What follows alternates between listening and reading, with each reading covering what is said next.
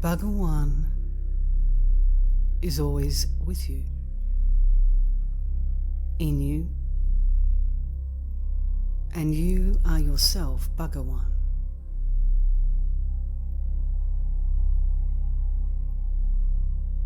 To realize this, it is neither necessary to resign your job nor run away from home. Renunciation does not imply apparent divesting of costumes, family ties, home, and so on, but renunciation of desires, affection, and attachment.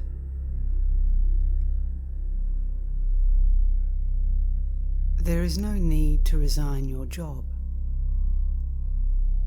Only resign yourself to God, the bearer of the burden of all.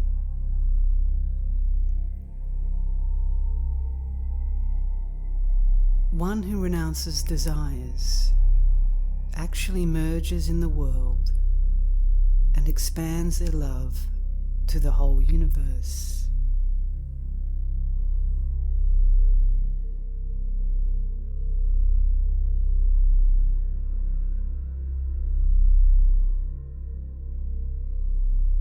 Expansion of love and affection would be a far better term for a true devotee of God than renunciation. For one who renounces the immediate ties actually extends the bonds of affection and love to a wider world beyond the borders of caste, creed, and race.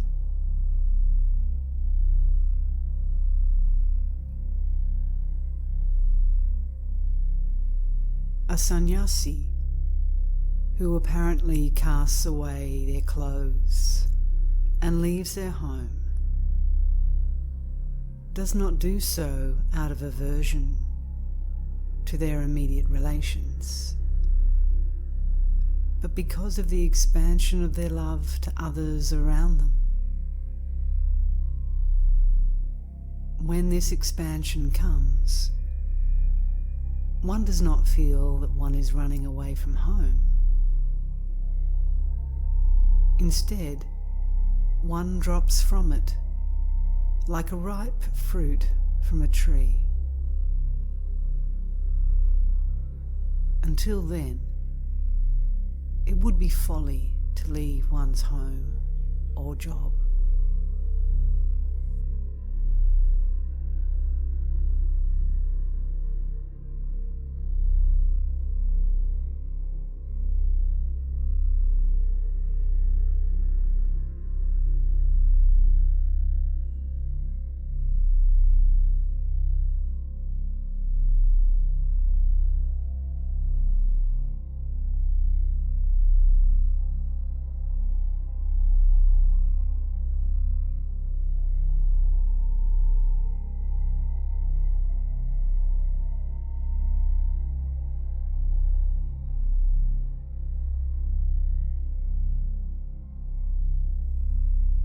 Why do you think of yourself as a householder?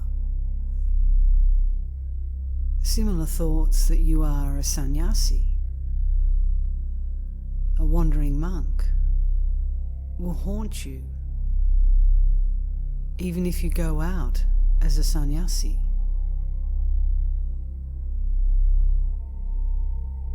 Whether you continue in the household or renounce it and go to the forest, your mind haunts you. The ego is a source of thought. It creates the body and the world, and it makes you think of being a householder. If you renounce, it will only substitute the thought of sannyasa for that of householder, and the environment of the forest for that of the household.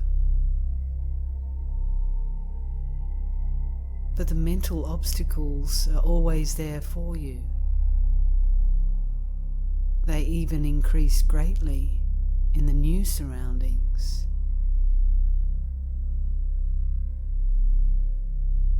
It is no help to change the environment.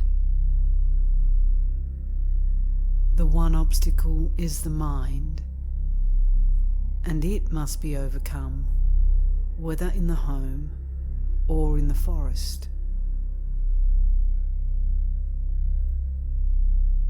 If you can do it in the forest, why not in the home? Therefore, why change the environment? Your efforts can be made even now, whatever the environment.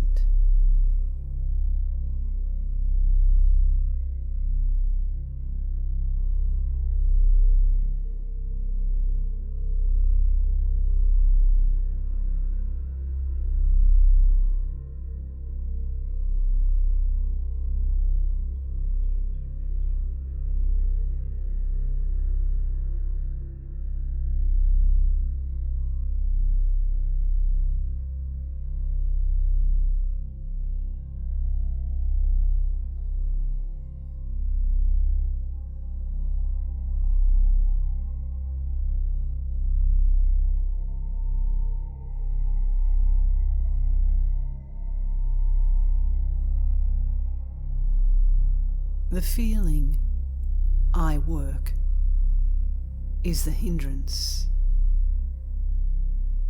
Ask yourself, who works?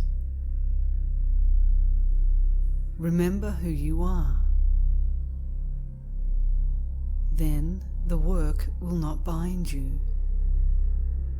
It will go on automatically. Make no effort either to work or to renounce. It is your effort which is the bondage. What is destined to happen will happen.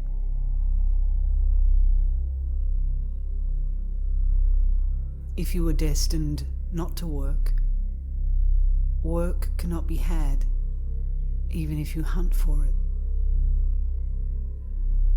If you are destined to work, you will not be able to avoid it, and you will be forced to engage yourself in it.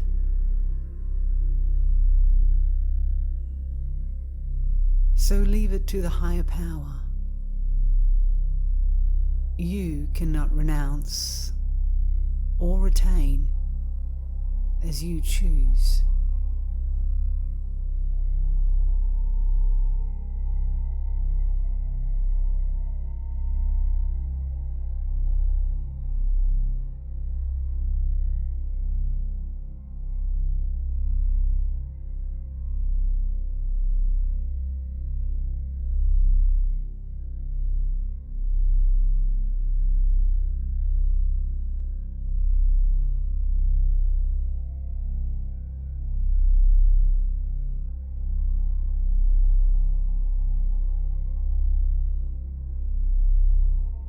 The self is all.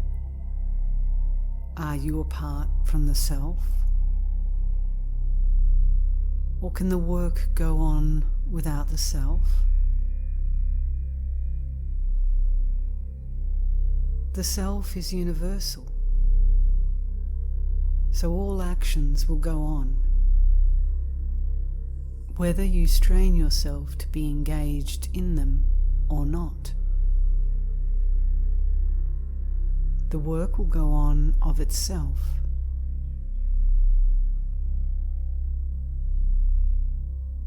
Thus Krishna told Arjuna that he need not trouble to kill the Kauravas, because they were already slain by God. It was not for him to resolve the work and worry himself about it. but to allow his own nature to carry out the will of the higher power.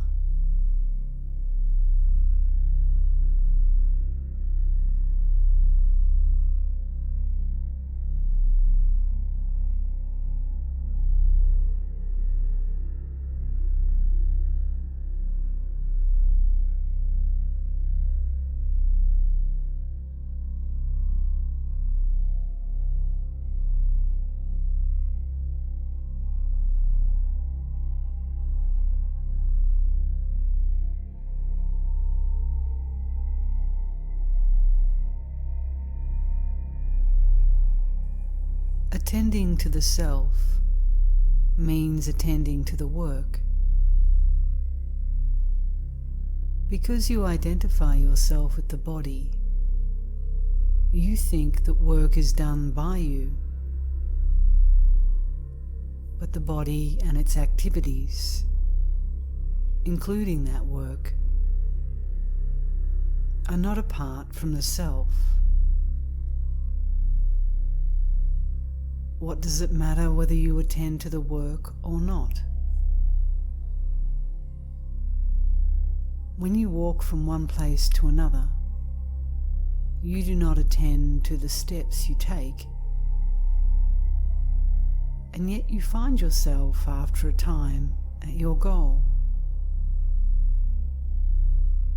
You see how the business of walking goes on without your attending to it.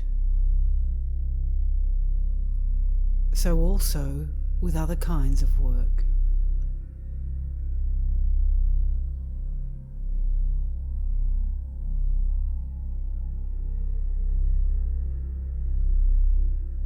If one holds the self in remembrance, such a person is not concerned with the right or wrong of actions.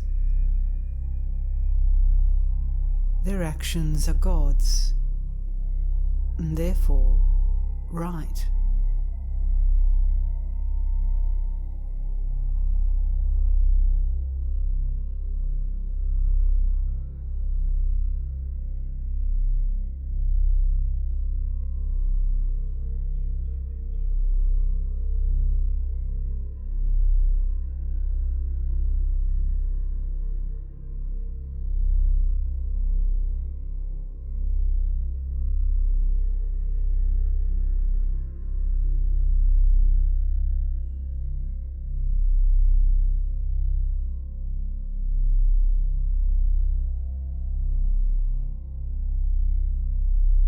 You may remain where you are and go on with work.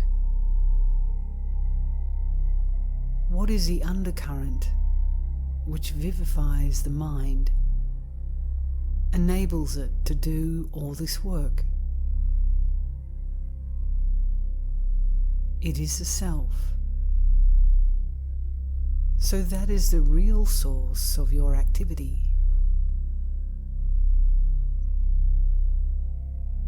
Simply be aware of it during your work and do not forget it. Contemplate it in the background of your mind, even whilst working. To do that, do not hurry. Take your own time. Keep the remembrance of your real nature alive, even while working, and avoid haste, which causes you to forget. Be deliberate.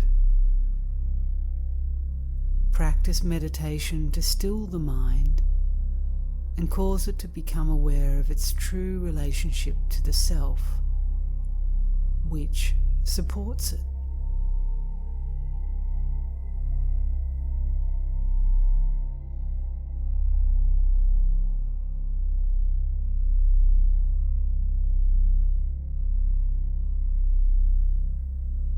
Do not imagine it is you who are doing the work.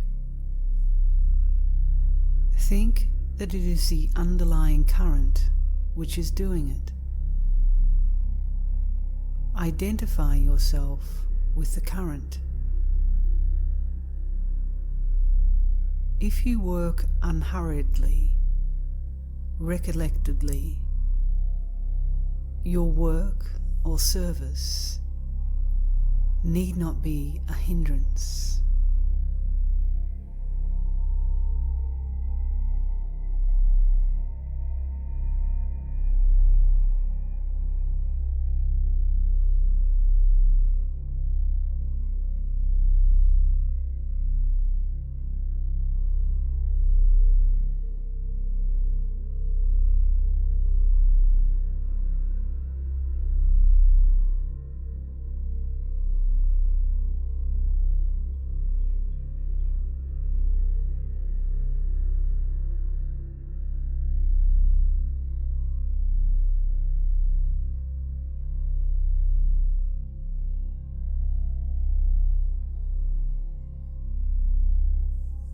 Renunciation is always in the mind, not in going to forests or solitary places, or giving up one's duties. The main thing is to see that the mind does not turn outward, but inward.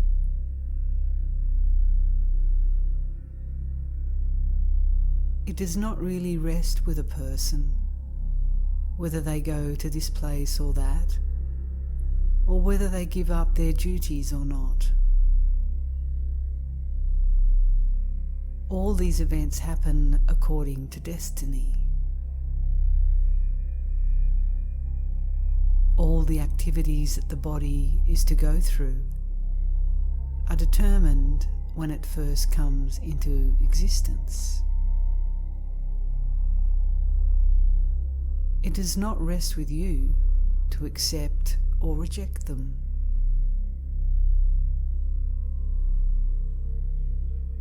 The only freedom you have is to turn your mind inward and renounce activities there.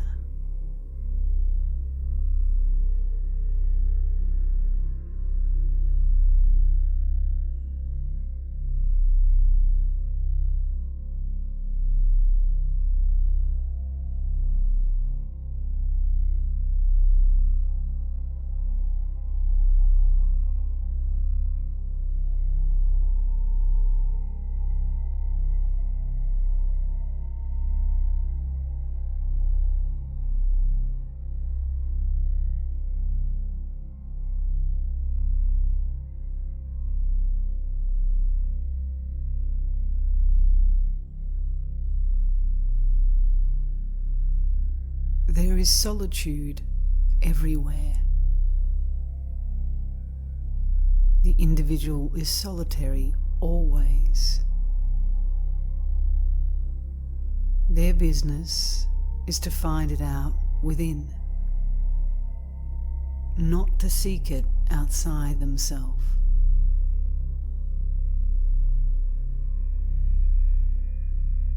Solitude is in the mind. One might be in the thick of the world and maintain serenity of mind. Such a one is in solitude.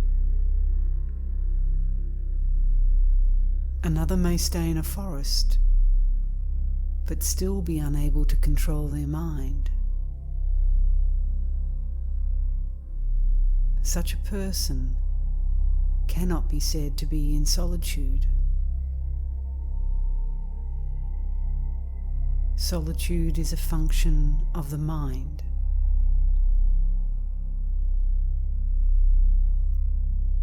A person attached to desires cannot get solitude wherever they may be, whereas a detached person is always in solitude.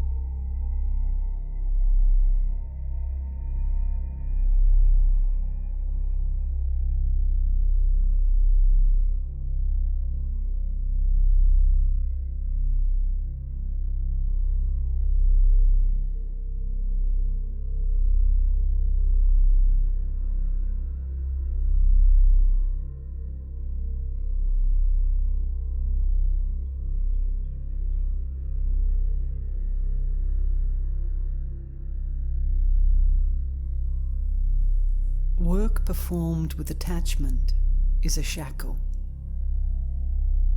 whereas work performed with detachment does not affect the doer. One who works like this is, even while working, in solitude.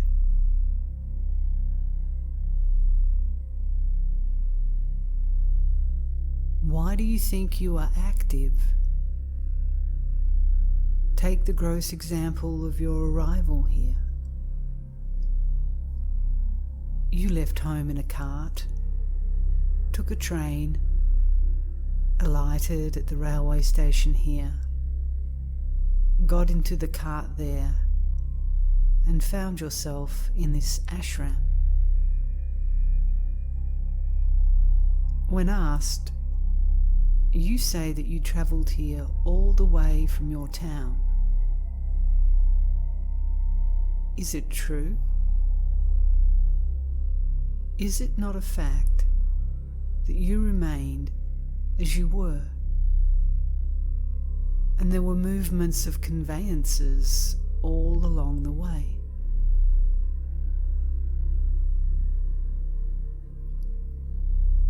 Just as those movements are confounded with your own, so also are the other activities. They are not your own. They are God's activities.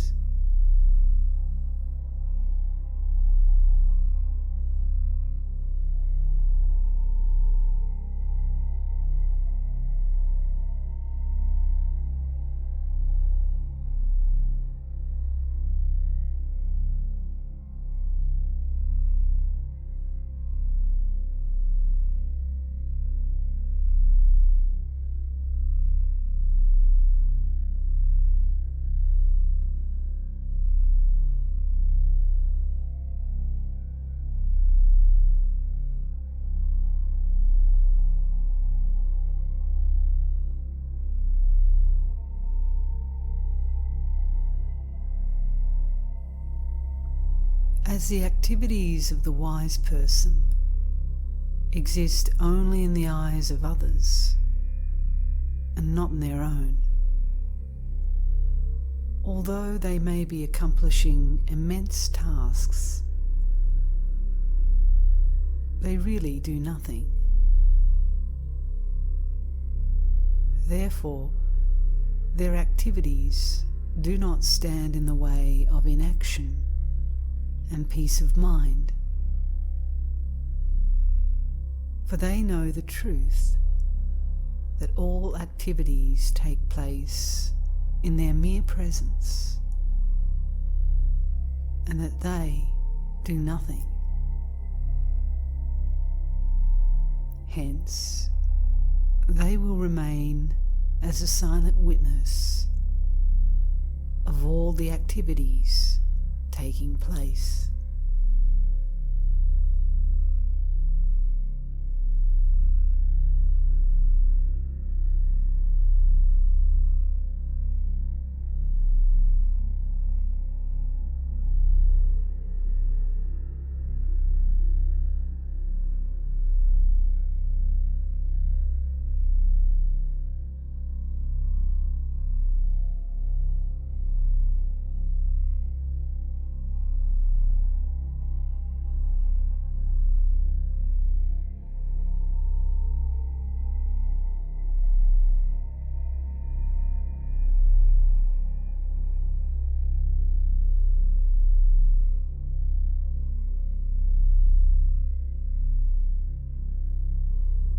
It is harder for Westerners to withdraw inwards,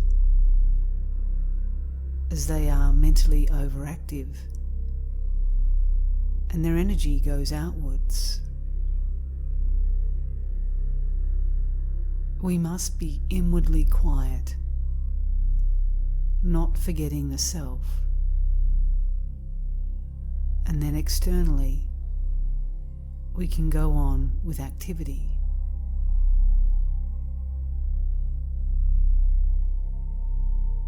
Does a man who is acting on the stage in a female part forget that he is a man?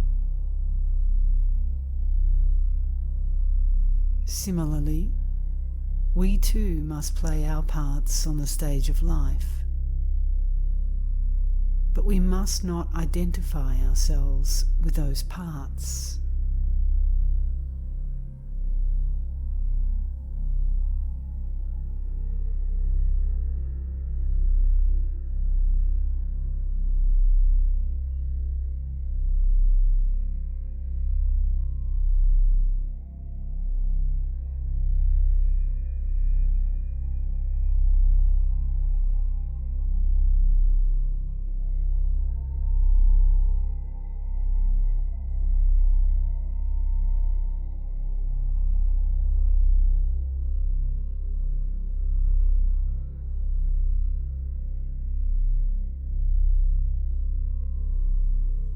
You ask how to remove the spiritual sloth of others.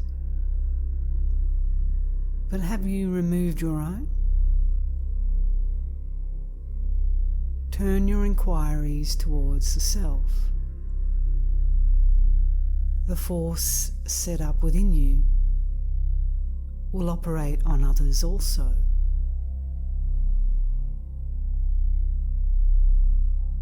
Why even talk of another? There is only the one. Try to realize that there is no I, no you, no he, only the one self, which is all.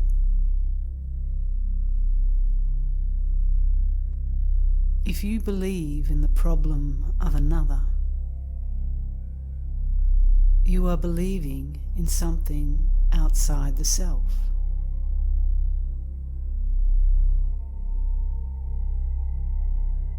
You will best help another by realizing the oneness of everything,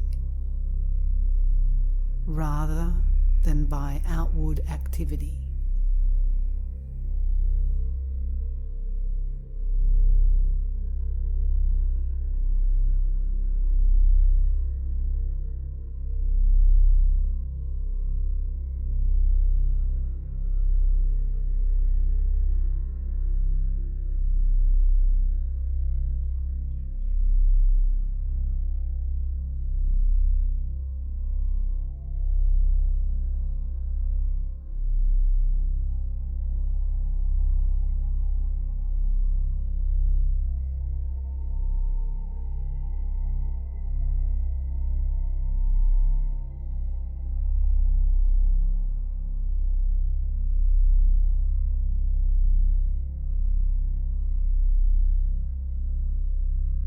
A true brahmachari, a celibate, is one who dwells in Brahman. Then there is no question of desires anymore.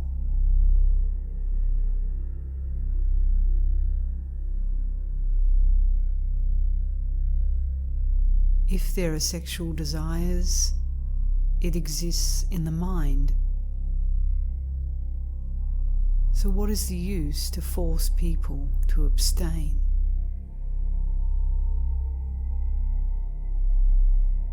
The householder's life is not a bar, but the householder must do their utmost to practice self-control.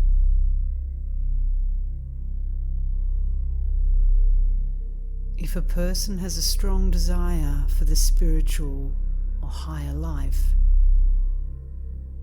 then the sex tendency will subside. When the mind is destroyed, the other desires are destroyed also.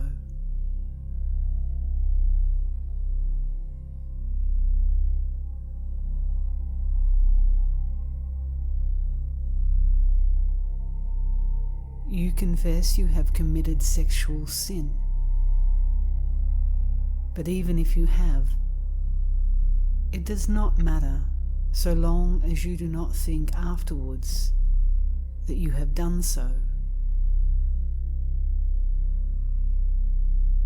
The self is not aware of any sin,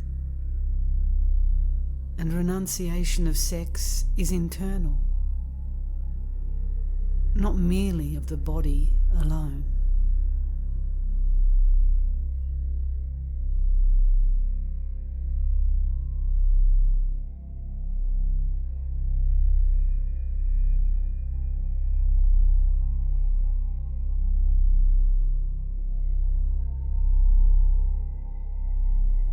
You are always pure. It is your senses and body which tempt you, and which you confuse with your real self. So first know who is tempted, and who is there to tempt. But even if you do commit adultery, do not think about it afterwards, because you are yourself always pure. You are not the sinner.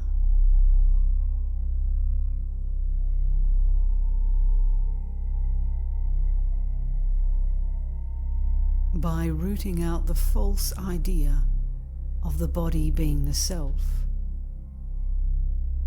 you can overcome the sexual desire. There is no sex in the self. Be the self, and then you will have no sexual troubles.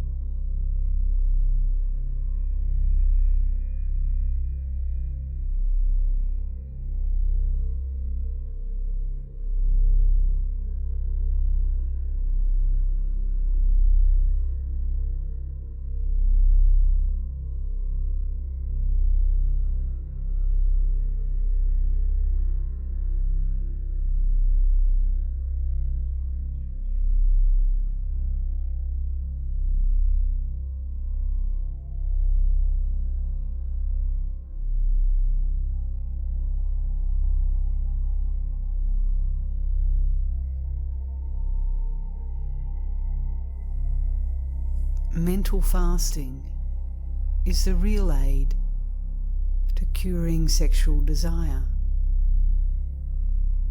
Fasting is not an end in itself. There must be spiritual development side by side. Complete fasting makes the mind too weak.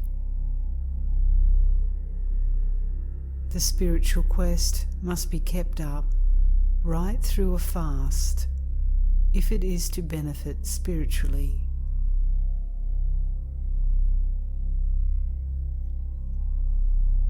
Fasting should be chiefly mental, the abstention from thoughts.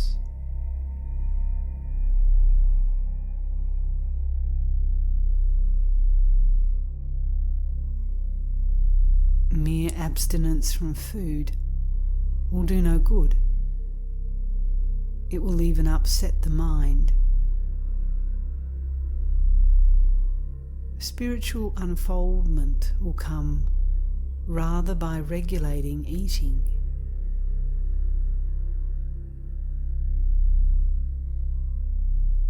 But if during a fast of 1 month the spiritual outlook has been maintained, the mind will become pure and steady, and remain so.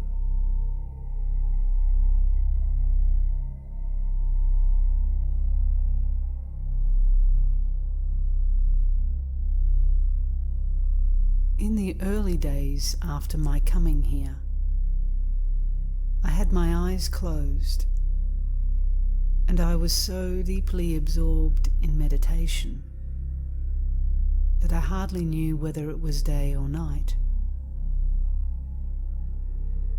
I had no food and no sleep.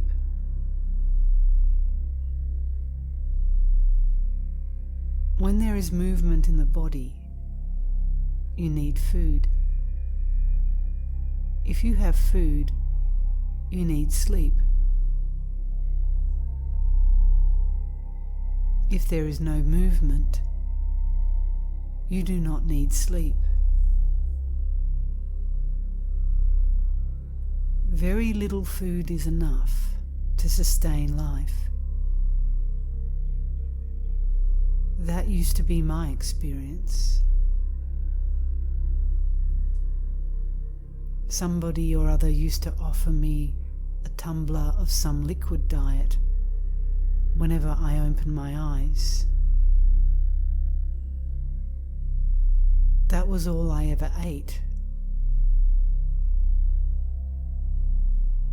But remember one thing. Except when one is absorbed in a state where the mind is motionless, it is not possible to give up sleep or food altogether. When the body and mind are engaged in the ordinary pursuits of life, the body reels if you give up food and sleep.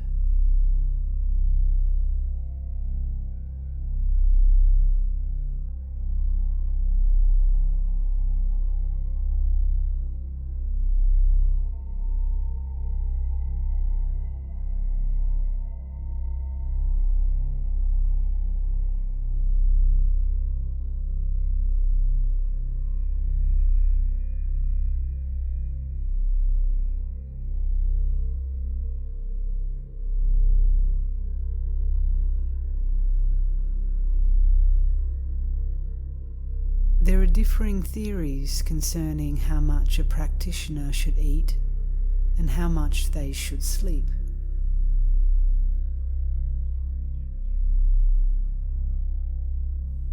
Some say that it is healthy to go to bed at 10 p.m. and wake up at 2 a.m. That means that 4 hours sleep is enough. Some say that 4 hours sleep is not enough, but that it should be 6 hours. It amounts to this, that sleep and food should not be taken in excess. If you want to cut off either of them completely, your mind will always be directed towards them.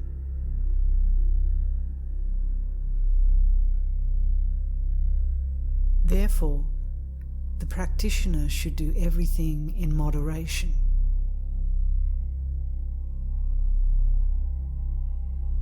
There is no harm in eating 3 to 4 times a day,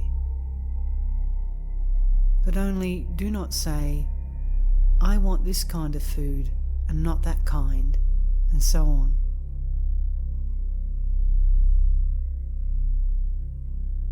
Moreover, you take these meals in 12 hours of waking, whereas you are not eating in 12 hours of sleep.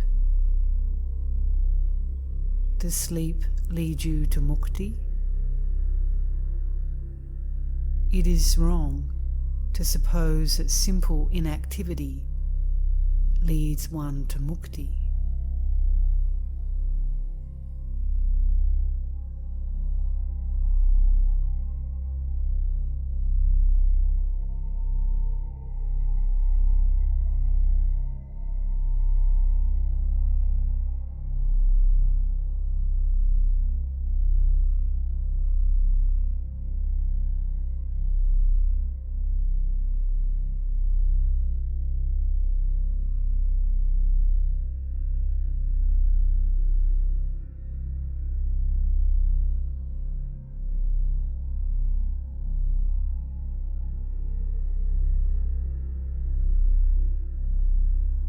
Food affects the mind.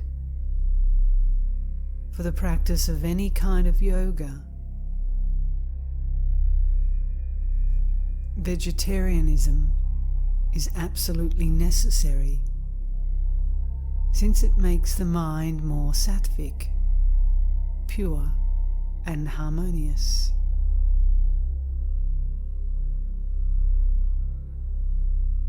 It is good to abandon eating flesh gradually and accustom yourself to sattvic foods.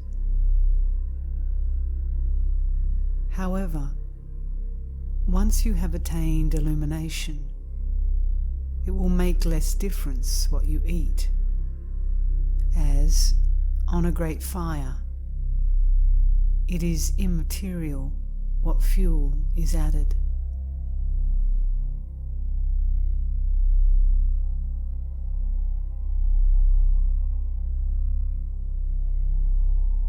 The quality of food influences the mind. The mind feeds on the food consumed.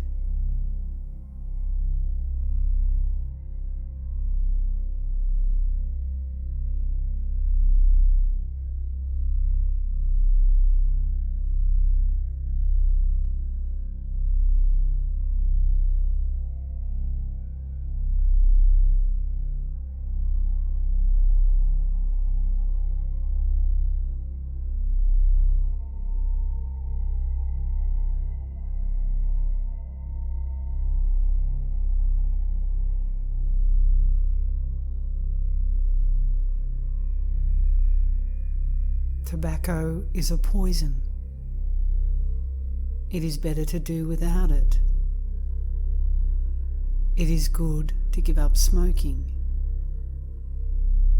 Many men are enslaved by tobacco and cannot give it up. But tobacco only gives a temporary stimulation, to which there must be a reaction with craving for more. It is also not good for meditation practice.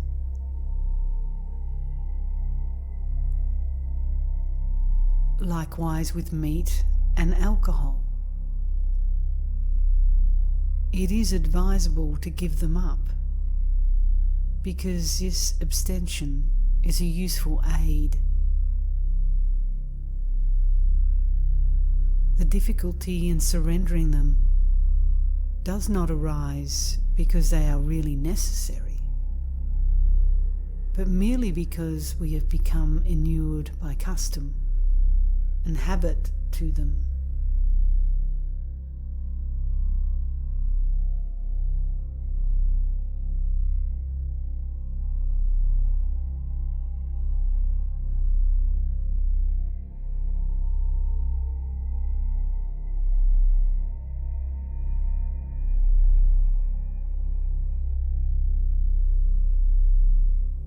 Generally speaking, the rules of conduct which an aspirant should follow are moderation in food, moderation in sleep,